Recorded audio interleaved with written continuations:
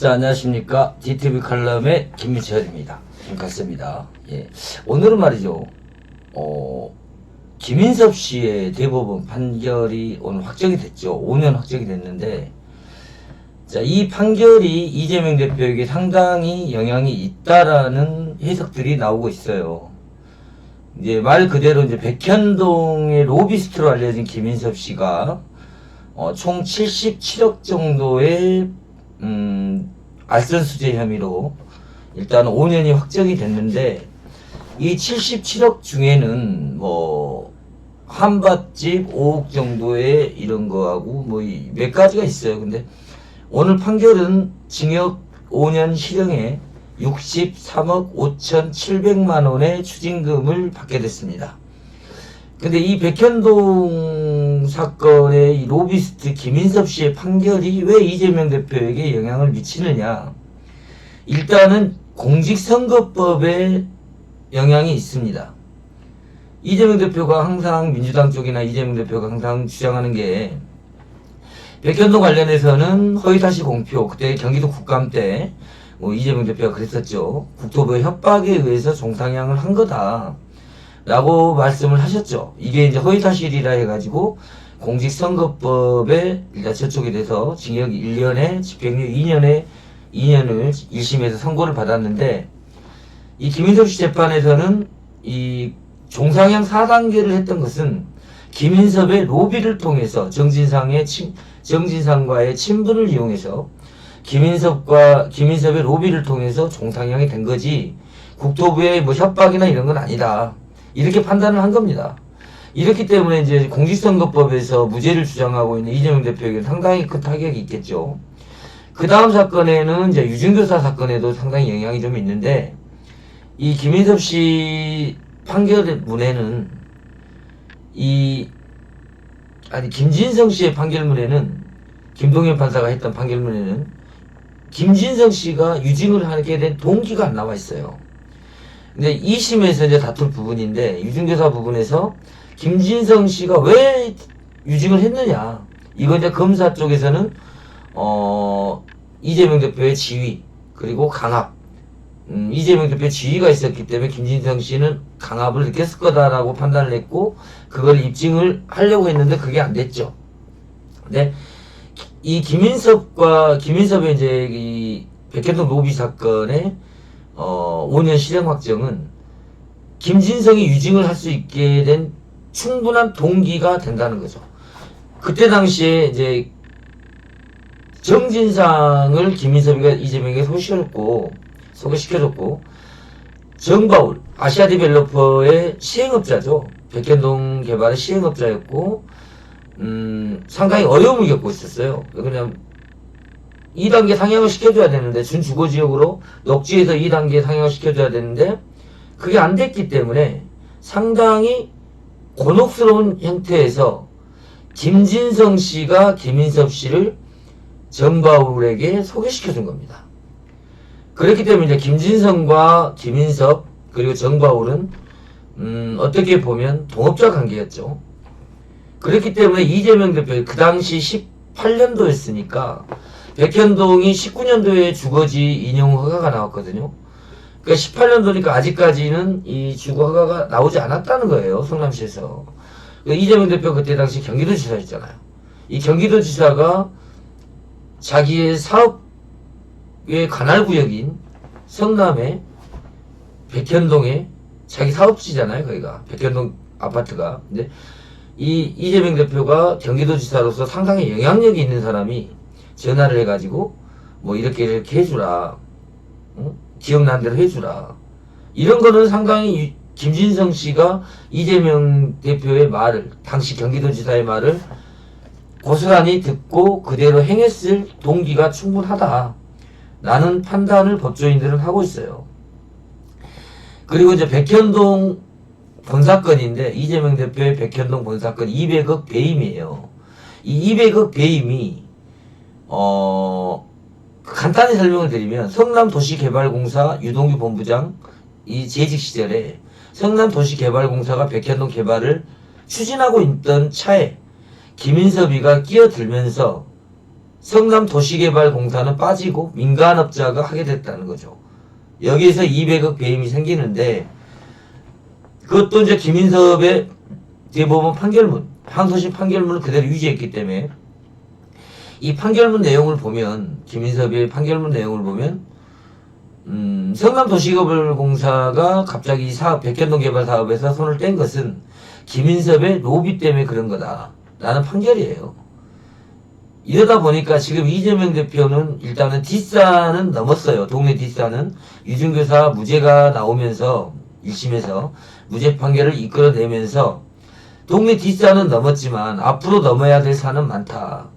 그러니까 민주당도 촉각을 곤두세우고 있고 어떻게 보면 공직선거법에 상당한 영향을 좀 끼치는 판결이라 이 백현동 사건이 국토부의 협박이 아닌 김인섭의 로비를 통해서 종상향이 이루어진 것이다라고 판단을 내렸기 때문에 대법원 판례잖아요. 이거는 이게 1심 2심 판결하고 또 대법원의 판결은 또 틀리거든요.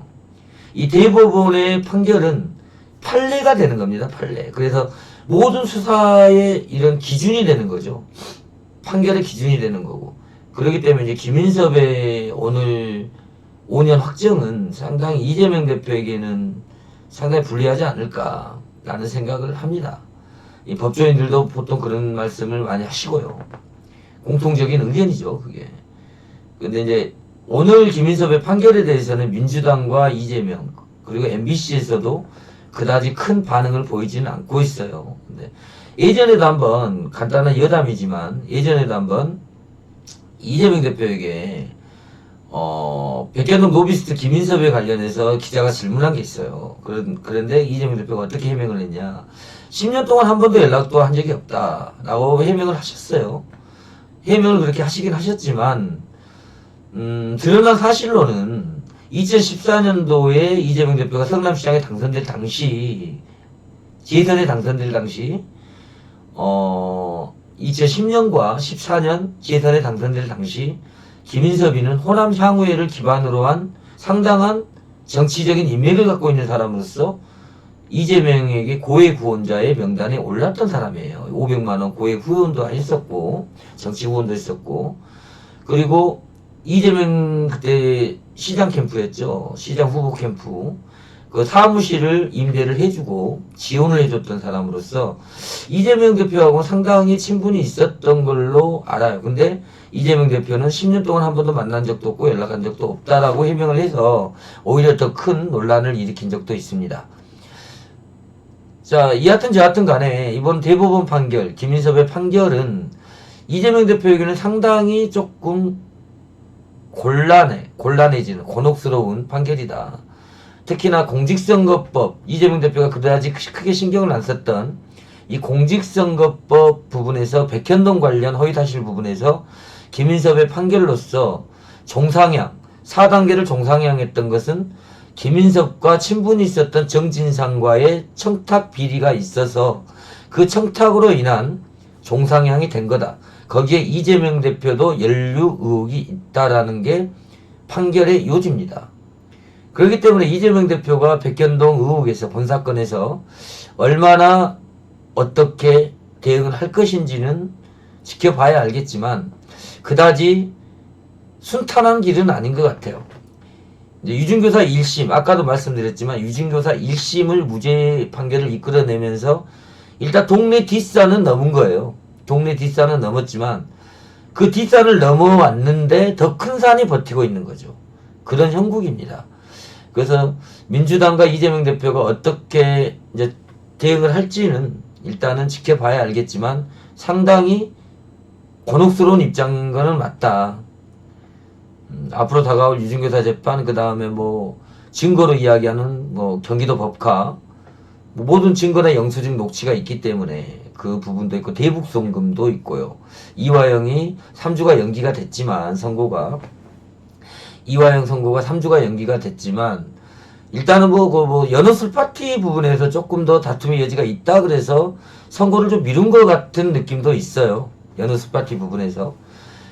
근데 이화영 측 변호인 김광민 변호사가 제출했던 쌍방울 법카의 결제 카드 내용 법인카드의 결제 내용이 조작될 가능성이 있다라는 의혹도 제기되고 있기 때문에 특히나 제가 이제 기사에도 올렸지만 제 홈페이지 기사에도 올렸지만 언론사 홈페이지 기사에도 올렸지만 애월연회집은요 매주 월요일은 정기 휴무입니다. 2023년 5월 29일 김강민 변호사가 적시했던 그 날짜에는요 월요일이에요. 월요일. 그것도 부처님 오신 날이었고 그렇기 때문에 임시 휴일이었을 가능성이 아주 커요. 근데 지금 폐업한 상태라 어떻게 확인할 방법은 없습니다. 업주가 어디 있는지도 모르고. 근데 이제 정황상 일단 월요일은 정기 휴무였고 그날은 월요일이었고 특히나 부처님 오신 날의 임시 공휴일, 대체 공휴일이었어요. 그렇기 때문에 김강민 변호사 쪽에서 제출했던 그 쌍방울 법인카드 결제 내역이 위조됐을 가능성이 크다라는 데 좀 무게가 실리고 있어요. 이렇기 때문에 이화영 재판에서도 또 원심, 1심 그대로 9년 6개월이나 아니면 더 플러스돼서 나올 수도 있고요. 형량이. 그러면 이제 대북송금의 공범인 이재명 대표가 공범으로 적시된 대북송금 재판에서 이재명 대표의 이런 재판 과정이 순탄치는 않겠죠. 자, 이런 부분에서 민주당과 이재명 대표가 어떻게 이제 추진할지는 지켜봐야 알 것 같습니다. 자, 오늘 간단히 영상으로 제가 썼던 기사의 보충 설명을 해드린 거니까 한번 영상 잘 훑어보시고